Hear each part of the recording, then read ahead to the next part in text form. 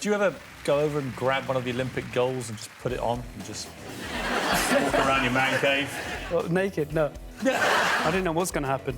I couldn't speak any English. I could not communicate with people. So sometimes it's very frustrating. How did you propose to her? It was in the living room. Wasn't it? So Well, don't ask me. I wasn't there.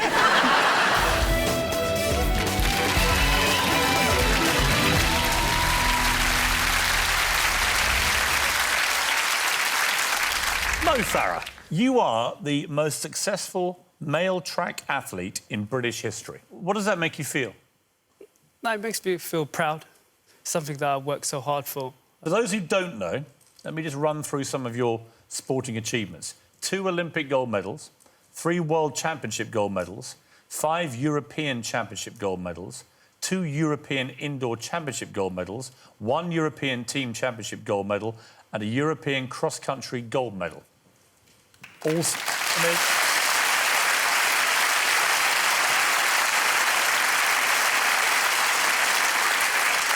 since our football team, Arsenal, last won the league.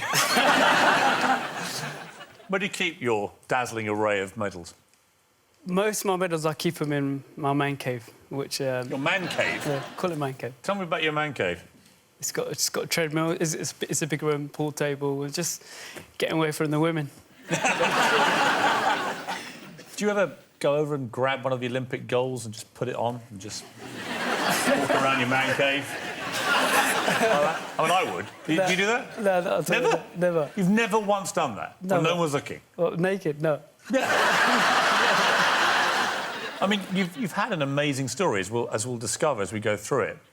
Do you sometimes, I mean, when you're sitting here now on this, big show, primetime ITV, you're in your flash suit, you've won everything there is to win. Do you ever have moments where you're like, how did I get here? Yeah, it's true, I swear down. I do. And sometimes I see myself as a kid, like, not being able to speak any English. Yeah. And then now achieve 2 gold medals and, got CBE. And to consider as one of the greatest, it doesn't quite sink in. It must be extraordinary for you. It's just unbelievable, I'm just very grateful. What's your daily routine like, when you're training for a race? First thing I do is have a coffee, put the toast on, 2 pieces of toast with jam. Sometimes It sounds like my regime at the moment. So, sometimes Nutella. Coffee, toast, yeah, coffee, toast, Nutella, yeah. And go out for a 12-mile run. That's where our 2 regimes slightly differ, yeah. So, 12-mile run. Yeah, and then come back in and then sleep for at least 2 hours. And then I'll go for another 6-mile run or another 5 mile. So that's not 18 miles. 18 miles. 18 miles average a day for me is... Every day? Every day. Any breaks when you're training hard or not? Sunday I get a break. Sunday I do a longer run between sort of 20 and 18 miles. Sunday's the break and you do 20? Yeah. How is that possibly a break? Because you get the afternoon off? I get afternoon off, I don't know how... And you see that as a rest day? Yeah. So, through a week... you are running 100 miles, right? Yeah, 125, 120. Every week? Every week, a week out, unless I'm injured or easing down for a race. Does everybody you compete with at the top level, do they all do what you do? No, they don't. And that's why you're number one? And that's why I'm number one, and I have to train for it and stuff behind it. You also use a cryo chamber. Yeah. It's one of those things that keeps you frozen for 1,000 years, isn't it? It's minus 170 degrees. And what does it do to you? It's just... It helps you recover. Do you move? Do you stand still? You have to keep moving around. If you were stood still for 5 minutes in there, you'd freeze to death. All your joints would be... Can you get out? You can get out at any time. So it's not a question of somebody forgets and suddenly Mo Farah freezes, becomes a large ice block, right? What does it feel like, 170 minus? It feels freezing. But if you want to recover... But I mean, you've got to feel absolutely ridiculously cold, right? I'm still wondering how that's to have kids. Yeah. I mean... I'm sure you've done some damage, but... How often do you do that a week? I don't do a lot because I try and save up and do it close to a race. Do you eat dinner? I mean, do you have a proper meal at night? Or... Yeah. I normally eat sort of, trying to eat healthy, but salad, chicken, rice, pasta. Spaghetti bolognese is the easiest to make when you're in training camp. You can eat spaghetti bolognese? Yeah, I love it. Yeah? Yeah, that's the easiest thing I can... I keep telling my trainer I that every night. He says it's terrible. Why is it good for you but bad for me? Yeah, for you, you don't want more carbs. You need more protein. What are you suggesting? No, I'm just saying, because I do more mileage. How do you know you do more mileage? Because I know it. Do you ever drink alcohol? No. Not at all? Sounds a lot of fun, this, I must say. It is. You really enjoy this? I mean, I know you're brilliant at it, so the end result is fantastic, and you wouldn't be who you are without it. But do you really want me to... It's hard, though. It's hard, Piers. I don't get to see my family. I don't have a social life. I don't go out with our friends.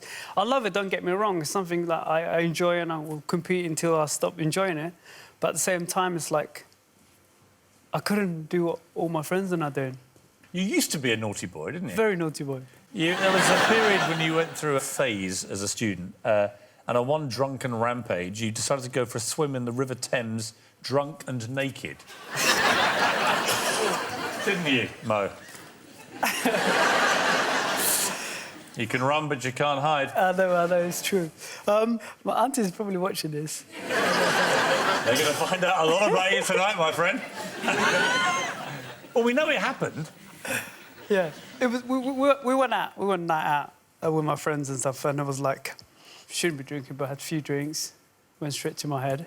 And then we decided, we're like, should we jump off Kingston Bridge? Of course. As you do. Well, which is how far's the drop? It's quite a big drop. And Like I can't even swim. You can't swim? I can't swim properly, no. I hit hard, and then we just like, OK, tried to swim, whatever. It took me quite a while to get out. We got out, and then somebody at the top shouted, "Police!" So what do? We run down the street. And they can't catch you, can they? No, So you had that going for you. but we had no clothes on. Plus, you're naked. We had to wait for our clothes, so our friend at the top has got our clothes. But there was no police, he was just pranking. Oh, right, just right. joking. Now I think about it, I'm like, God. Stupid thing to do. Yeah, stupid. Because you really can't swim very well. Yeah, I can't swim at all. Like, well... You could survive. Paddle. Yeah.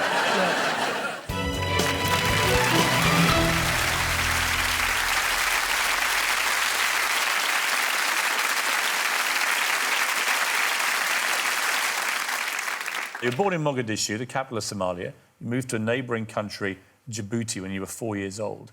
And in Djibouti, you shared a bedroom with 8 members of your family. 8. Which is perfectly normal, right? It's normal. In Somali custom, absolutely normal. It'd be It's your normal. mum, your dad, your aunts, your uncles, your brothers, your sisters, right? Everyone. Everyone. It was so normal for you that when you Well, eventually got your own room and stuff, I you was didn't like it. I didn't like it. You used to invite people in. I used to feel all the time. Random people. Come on. It wasn't random. Even like when I was at university, even at St Mary's, I was trying to invite people to my room and stuff. And Just to lie there. no, the mattress out. No, but you did feel slightly weird not having a lot of people in your room, didn't you? Yeah, it felt weird. But I got used to it now. There's no way I'm sharing my bedroom. You obviously didn't have much money. It was a pretty poor environment that you grew up in. But did you feel particularly poor? As long as you had the roof over where you sleep, that was fine. That's considered as normal. Let's talk about the reality of coming here as a young 8-year-old boy with your family. You don't speak a word of English, and you're into this insane new world in Shepherd's Bush, which is nothing like anything you've been used to. What were the kind of weirdest things that you remember first encountering?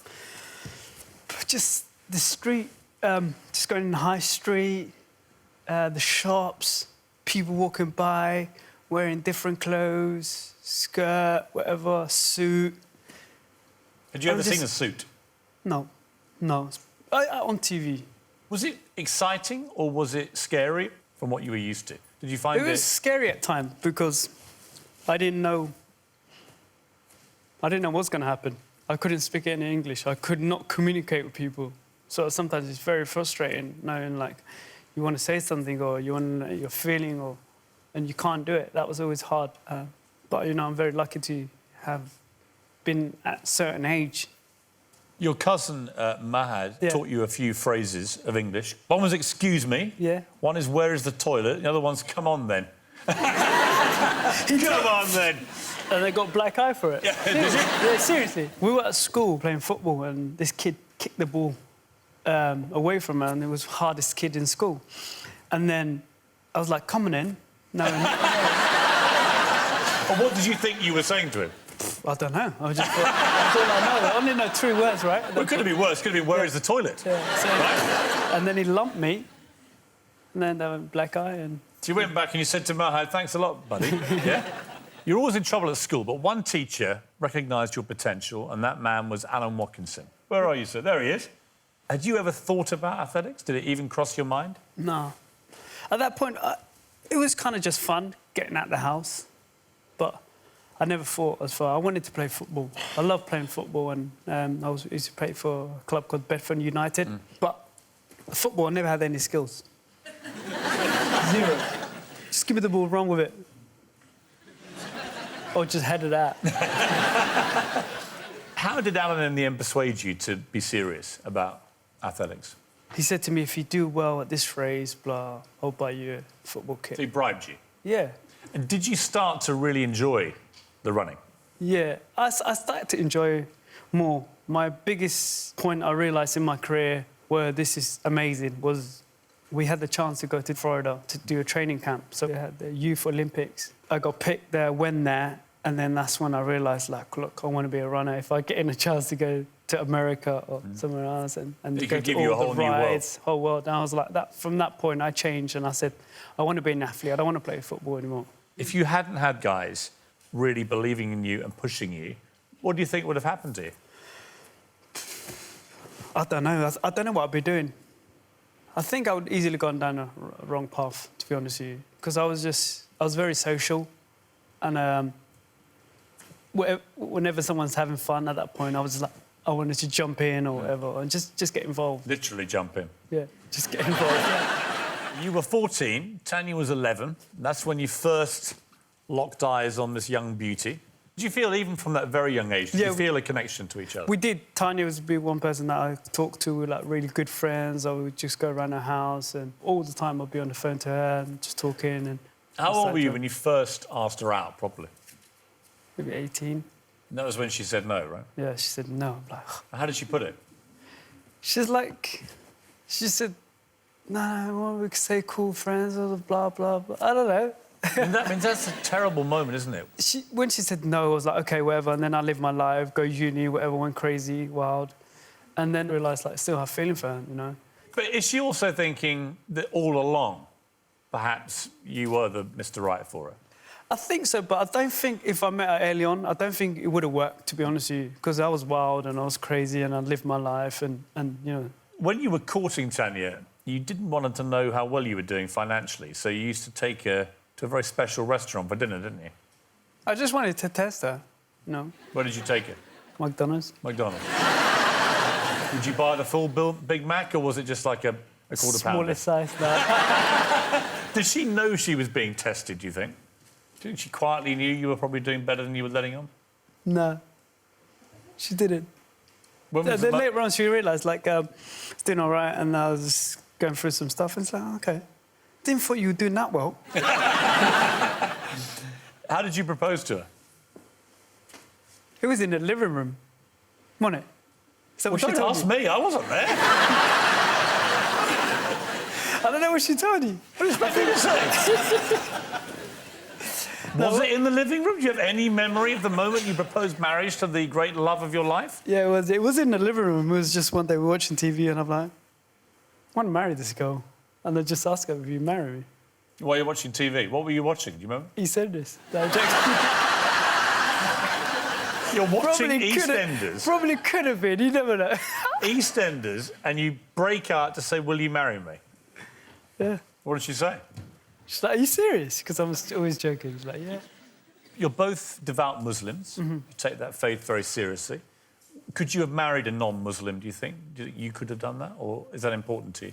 No, I think faith is important to me. But at the same time, you know, this is who I fall in love with. Sometimes, you know, you could fall in love with anyone. She strikes me as quite tough, very protective of you. Yeah, very. Good sense of humour. And very proud of you, too. Yeah, she's very proud and she's very intelligent. And sometimes, you know, it's a good thing that I have Tanya because, you know, at the same time, Tanya, like, you know, if I didn't have the family and everything else, I wouldn't be where I am.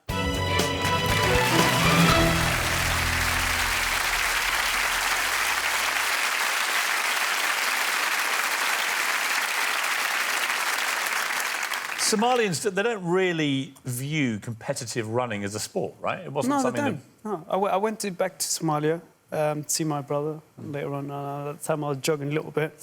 I was running down the street and they were like, oh, the crazy guy, what are you doing? What's happened? And people coming out their house and thinking... Who's this lunatic Who's this running lunatic? up and down? Only when you run is something, when something happened or you're reporting something. So they're like, what's happened? So you're like the local loony, right? Yeah. Running around in your I did gear. that 2 days and I was like, I'm not doing this again. But I was talking to my grandma and I said, Grandma, why are we so different, me and Hassan? And she said, yeah, but you were like, whenever I send you something, you go get something. When you have kids, like you're always in Somalia, like it's safe in a different way that you could send your kids to go and buy something from the shop or go and get something from a certain place. And when she used to send me, I used to always run there and get it. When she sent Hassan, he used to always love a good chat and just go around. Because Hassan has said that he thought he was as good a runner as you. He physically, he could do what I do better. In anything. So he could have been a better runner? He could have been a better runner. Because he did come to see you just after the Olympics. Yeah. What did Hassan make of England when he came? He didn't like it. So is he quite happy in Somalia? He's very happy. And he has no desire to lead your life not at all. over here? Because he's married, he's got like He's got 6 kids. 6 kids, yeah. He's got 6 kids. He just loves being with the kids and have a nice house. And as long as the kids get education and everything else, he's happy. What did he make of your amazing success? He's very happy and very proud of me, what I have achieved, but he didn't understand how hard I train. It's like, oh, man, you work so hard. I didn't realise how hard you work. In 2003, when you were back in Somaliland, you dabbled with a drug that is used widely there, but recently became illegal in the UK. I just wanted to test it. It's called cat, right? Yeah. The leafy plant. It's natural. Which, when you chew, acts as a stimulant similar to speed. I just thought the last thing you need is any speed, isn't it? What was it like, Cat? You enjoy it? Yeah, it's different. What does it do to you? I think it should be banned, which is now. Yeah. But at the time, I was like, this thing, man. What did it make you do? It just... It's like, you chew it, and then it's like drinking like 10 cups of coffee. It's just like, you know, you're just thinking a lot, planning and thinking, I'm going to do this, going to do that. And then nothing happens, really. And then later on, like, whatever, you go home and you can't sleep. And then you're just thinking. This is like it's like a very popular drug with Somali men, right? Yeah, they all chew it. They all chew it, and they can't sleep. And then it's just... Everything is fine when you're doing it. And then later on, you're like next day, whatever, you're like, what? But it's just wasting time, really.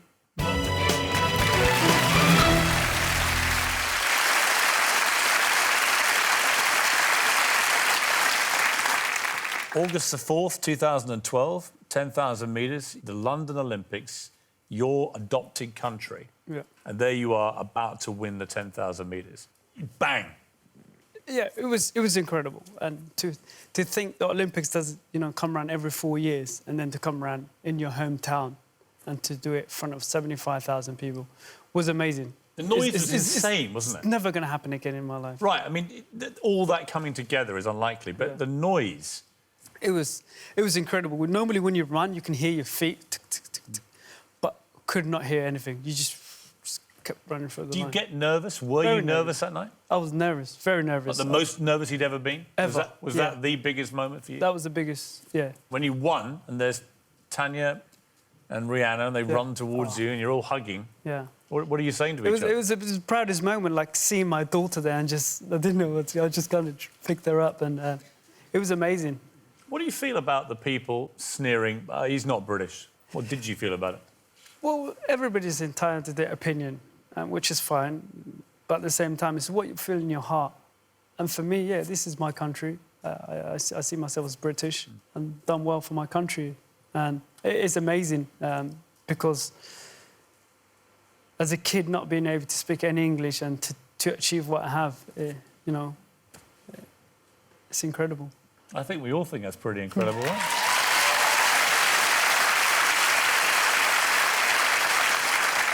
The world goes crazy, the papers go mad, the TV's full of it, everyone's doing the Mobot, it's all hysterical, you're loving it, everyone's there. And then you've got to race the 5,000 metres within a week. Did you fear you wouldn't have enough energy for that race? No. At the rounds, because I was doing a lot of interviews, I wasn't getting as much rest. It was hard for me. I was just tired and just did enough to get through to the final. And at that point, I was feeling tired, and I was like, I need to rest. So I just ended up sort of spending time in my room. I want to show you the moment you won the 5,000, one of the most famous pictures. What are you thinking in that moment? I've done it again. I was like, it was just like, wow, is it true? People said, why do you slap your head? I was like, didn't even know I was doing that. Jumping up and down, and it was just joy. It was a wonderful moment. There was a tribute website went up in the aftermath of the Olympics called Mo Running Away from Things. This featured you running away from various different dangerous situations. And we've come up with our own, actually, you running away from a terrifyingly impressive athlete. Oh, yeah? Yeah, just leave it there for a while, I like that. When you see these athletes taking drugs, illegal drugs, what do you think of the cheats? It depends what they get done for. If something that you do, you know what you're doing, then it should be, I think, because they always say the same thing. They always say, oh, I didn't know I was taking it. But athletes must know that a lot of that athletes know, like myself, I get tested anywhere I am in the world. I get 1 hour slot, and the testers can come in that hour, and if I'm not there, it's a missed test. And I believe all countries should be able to do what we're doing. It's not fair to say, I don't have access to it, can't do it. If you're going to compete with me, wherever, you have to do the same thing.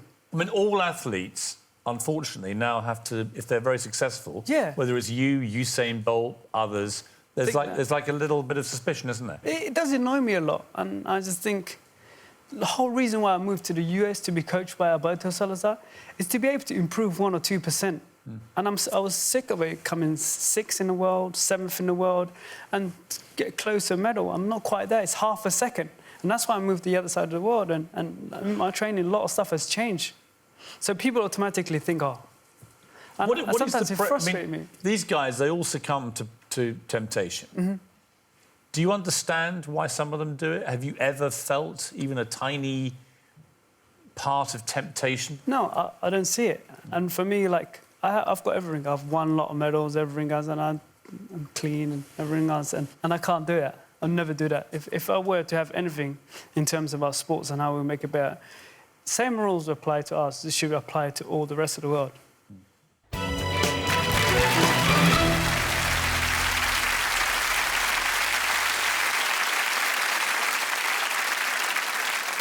You dedicated your 2 gold medals to your twins, Aisha and Amani. But what an amazing period for your life. You know, these 2 gold medals at your own Olympics. Yeah.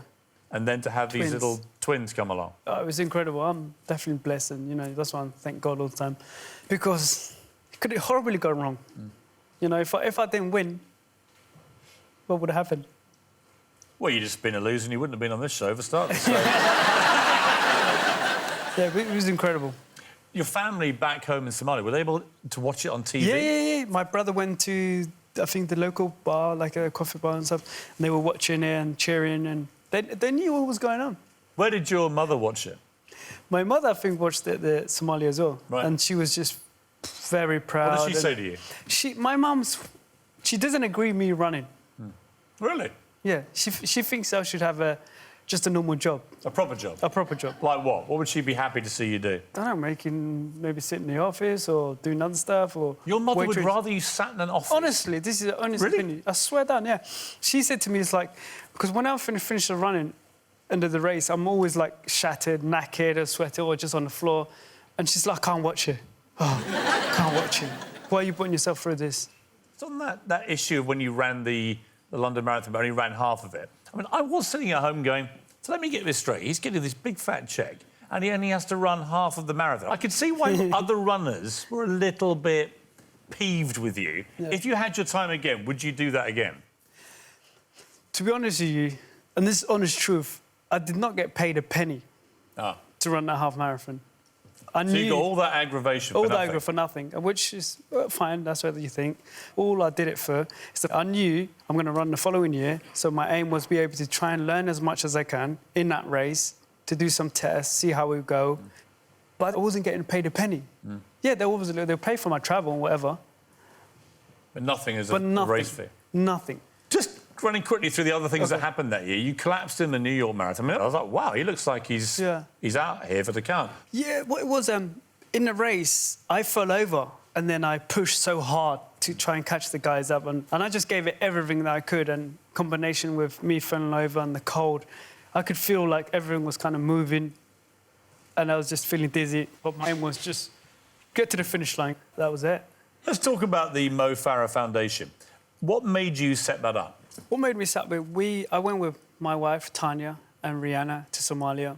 And I saw the kids not having nice clothes, not having, like, clean water, just no one there to look after them. And that really touched me. And I was like, we have to change something. And me and Tanya set up Mo Farah Foundation. And that was our aim, way to, like, just support the kids, just, you know, try and help them. And that's what we did. And it's going well. And you've raised a few million now? Yeah, it's changing people's life. And, you know, I want to be able to help people to help themselves. You're 32 years old now, Mo. You'll be competing in the 2016 Olympics in Brazil. Do you think you can go and do the double again? What's the aspiration? I want to definitely do it. My aim is to go out there and see if I can retain my titles, the double. And then after that, I'll probably maybe give it one more year on the track where we have the London 2017. And then that's it? And then I'll probably run 1 or 2 marathon and retire. I want to be able to spend time with my family. I don't get to see my family. You're a long time retired, aren't you? I mean, you could be retired in, like, your mid-30s. But it'd be good. It's not. It would be retire from running, not retire in terms of becoming coach or giving something back to the sport. You know, we have to do something in Britain in terms of bringing next Mo, next year. In the years we had Co, Ovet, Cram. What do you hope your legacy will be in 100 years when we look back on your achievements and you and your life that we've listened to I just want to tonight? be able to remember there's someone who's done well for their country and you know, collect as many medals as I can and look on it. And in terms of my charity, I want to see my charity grow. And we're more involved in terms of offering scholarship to kids in the UK, where we try and help them. And just give back something, I think, because it's very important to give back as well. And I'm very lucky to have a life in Britain, you know.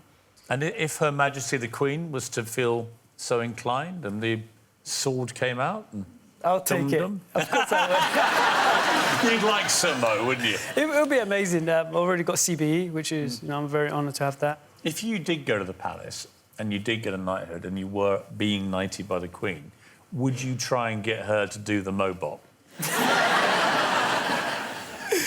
No, I wouldn't. I wouldn't dare. I wouldn't dare. How would you feel if she just did it? Just broke into it right there and then? There's no way she's doing that. She can't be doing that. Well, we thought it would be appropriate to end the interview performing the Mobot. You up for it? Yeah, let's do it. Thank you, then. Mo Farah. Here we go, right? Ready?